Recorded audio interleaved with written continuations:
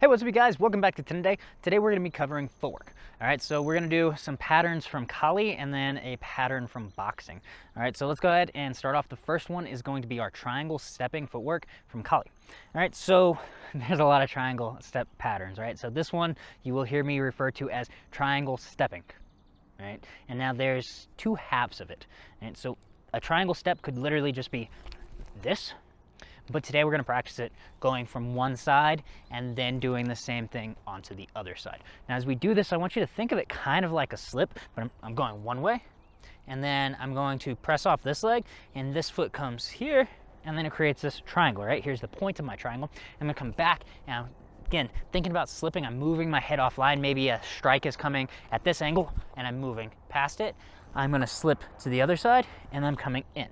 As I go back, my hips turn one way, my hips turn the other way, and then my hips square forward, all right? So let's go ahead and we're gonna do this one for 2 minutes. Ready, set, begin. So we step forward, come back, slip, move, and in, all right? Off to the side, and now this can also be kind of like a takeoff footwork. I know we haven't covered that one yet, but it's pretty similar, right? So I'm going here and here. Off to the side directly, and then angling forward. A lot of time we will go here and then press off. Maybe I'm hitting the hand and then I'm coming in with that next strike. All right, hit the hand, come in with my next strike. That can be a way that we can do this with our Kali. We can do this with striking patterns of 3 counts. We can do this with our Sinawali patterns. All right. I want you though focusing on being able to turn the hips as we do this. You don't have to go super fast. Try to go more fluid, all right? And now, again, notice I'm staying lower to the ground. I'm not here with my straight legs. It's not gonna work, all right? You have to have a bent leg so that you can extend it. You can't extend an extended leg. If you do, it's called hyperextension, and that's what we do in jiu-jitsu to break stuff, all right? Don't do that. You definitely don't want to be doing that to yourself. Turn one way, turn the other way. Come back, one way, other way. Back, one way, other way. This would be my entry in. I'm taking their space. I'm moving back to the side, and I'm taking their space again, all right? Whenever we use this, again, we typically only use one half of this, all right? I would be here, and I'd move offline, and then I would come in, all right? Or strike offline, and then I'm coming in. That's how we would be using this, but it's better to practice both sides. It also makes it a much more fluid drill when I practice it both sides like this. Press off that back leg. Press off. Notice I'm stepping and my toes are pointed that way, but I raise that heel as I press off that way, and that's time. All right, so the next thing that we're gonna do is we're gonna do a diamond pattern, all right? So a diamond pattern can be similar to this. Sometimes you'll hear a reference to a diamond pattern as one half of it where you go out and then come in. But now the way that we're going to work this diamond pattern is we're going to go all the way around the diamond, right? So what it's going to look like is going to be a reverse triangle and a forward triangle put together. So I step out and I step to the front. Now from here I do my forward triangle, I step back and back. And now from here I'm doing my reverse triangle, or I could do a switch step here, right? If I want to go a little bit faster, I can do a switch step, or I can go all the way to the reverse. And the only real difference is both feet come together for the reverse versus the switch step, which is kind of like a jump, right? The feet are kind of changing at the same time. Now, I want you working only one way at first, all right? So I didn't start a clock, should have. But let's go ahead. We're gonna do 1 minute in one pattern. I'm gonna go clockwise. So you can go clockwise or counterclockwise, just keep going the same direction the whole time. Here. And now different ways of practicing this as well is I can practice turning my hips here, here, square that way, and that way, right? So I have options for this. Or I can stay squared to the front, right? You see my hips are relatively squared to the front. Or maybe I want to change it on my side angles, right? Hips are turned here, and now hips are squared for that one, and then hips are turned, and then hips are squared for this one, right?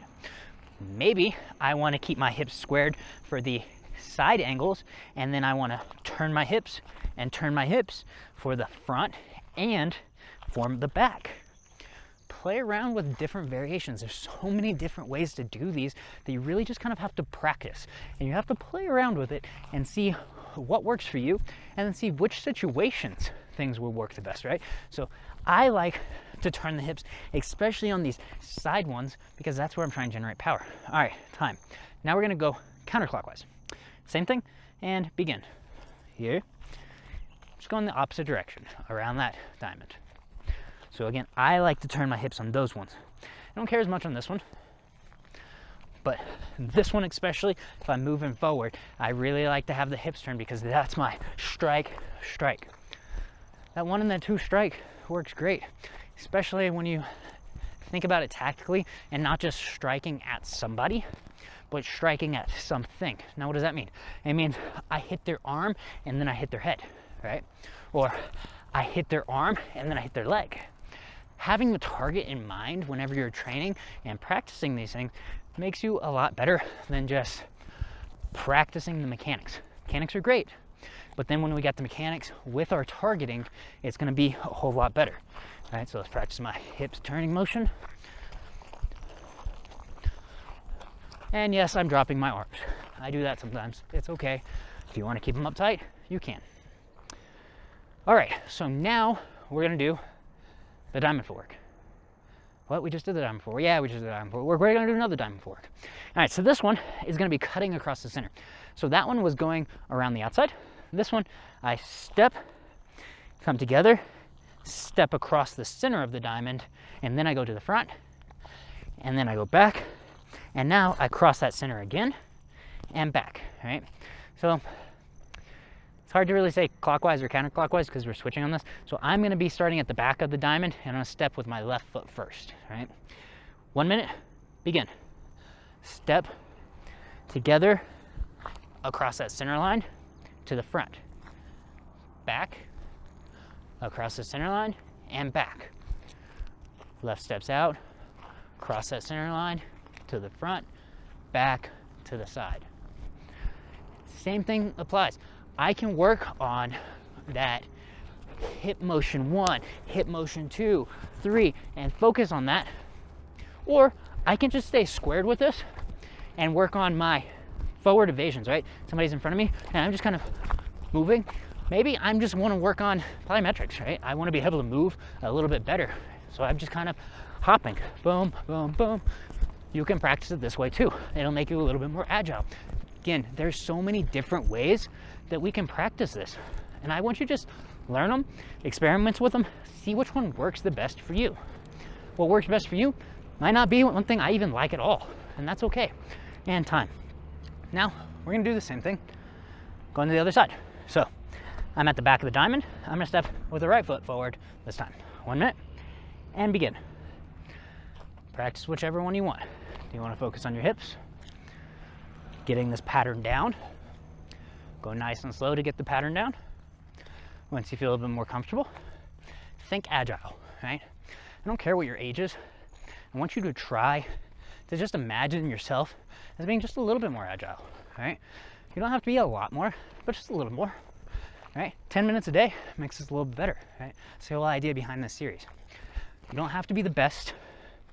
You just have to be better than you were yesterday. That's all we want. Just want you to be better than you were yesterday. Keep this going. If you feel like you can be more agile with it, go ahead and be more agile with it. Play around with it. What works best for you? Keep this going.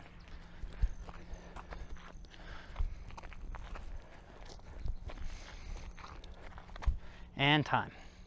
All right, so we got one more thing that we're gonna do, and this is gonna be our slip pivot. So this is gonna be a boxing thing. What we're gonna be doing is we're going to step, right? Remember when we did our slips, we did a 6-inch step and we tucked that shoulder. Now, if I step with my left foot, my right foot is gonna go back and I'm gonna pivot. If I step with my right foot, my left foot is gonna go back as I pivot, and then I'm gonna switch step. I'm doing the switch step so I can get back to my dominant side. So I want you to practice this on your dominant side the whole time. All right, so we're just gonna practice our dominant side. If you wanna practice your non-dominant, Do it after this, I don't mind. Ready? We're gonna practice left and then right, alternating each time. Ready? And 2 minutes, begin. Slip, pivot, go back. Slip to the right, pivot around, and switch. Slip to the left, pivot, go back. Slip, pivot, go back. Now, if you don't want to do that switch step, all right, you can just step back into this. Again, I just do this switch step to get me back in that position. Because a lot of time, if I moved out of the way, I can't just step right back in that same spot. There's probably a person there, which is the reason I did a slip pivot, right? They're coming at me, they're punching, but they're also running through me at the same time. So I'm moving off that line. And I'm resetting, slip, pivot. If you want to do that switch step, you can, and then go back to that spot. Slip, pivot, and back. Slip, pivot.